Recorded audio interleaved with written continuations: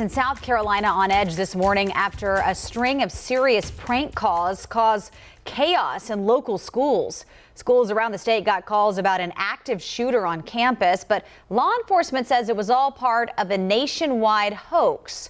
Wake Up Charlotte's Richard Devane joins us now. And Richard, these hoax calls aren't unique. Just the other week, fake bomb threats were called into several North Carolina schools. Absolutely correct, Sarah. Good morning to you. Good Thursday morning. Yeah, here in North Carolina and in South Carolina and all around the country for that matter, people are having to deal with these fake calls, of course, hoping that it's never real. But of course, law enforcement says that if they find out who's responsible, they'll make sure they face the full extent of the law. This scene played out across the Palmetto State yesterday with worried parents and law enforcement on high alert.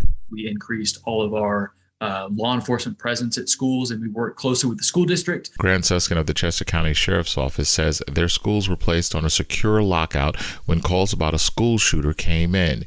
During the day, calls made at schools in Lancaster, Charleston, Myrtle Beach, Anderson, and Greenville. We're not sure if this person is local or if they just got our information offline and decided to make prank calls everywhere. Schools were swept, but law enforcement determined the calls were a swatting hoax. That's a prank phone call that triggers large emergency response on an unsuspecting victim.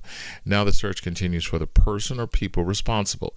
Kenneth Trump with the National School Safety and Security System says schools should have a threat assessment and crisis communication system in place to deal with issues like swatting. Swatting often presents with computer-generated calls that are made to multiple locations in multiple areas, even across state borders at the same time. And that's important because then it becomes a federal offense. The FBI can get involved. At this time, SLED is actually involved in South Carolina. And you may remember here in North Carolina, the sheriff says that when those people are captured, the sheriff in Cabarrus County, I should say when those people are captured, they will face criminal charges, including time in prison. We're right here in Charlotte. Richard Devane for Wake Up Charlotte.